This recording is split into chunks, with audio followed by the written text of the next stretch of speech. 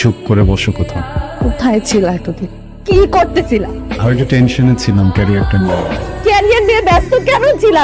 তোমাকে আমি বলছিলাম তুমি শুধু একটু ঠিক থাকো। তুমি আমাকে সত্যি করে বলো, তুমি কি অন্য কোনো মেয়ের সাথে প্রেম করতেছো?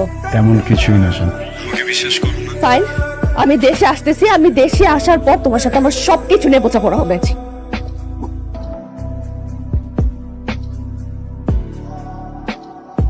মা, না জানিয়ে চলে আসলি? সারপ্রাইজ মা, কিছুদিন বন্ধ পেয়েছি তাই ভাবলাম চলে আসি। তুমি এগুলো ধরো, আমি একটু তানভীরের সাথে দেখা করে আসি। হ্যাঁ, আরে এখন নাকি মা? এখনই যেতে হবে, আমি আসতেছি।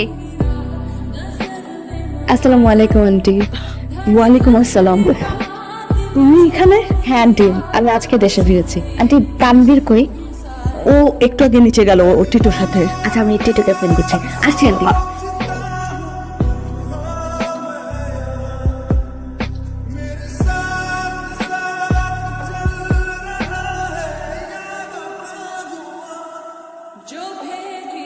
কেমন আছো তুমি?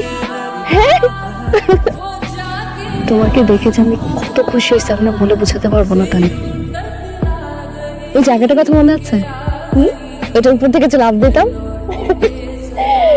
চল আমার দিক, চলো চলো চলো, উঠো। তারপরে আসলে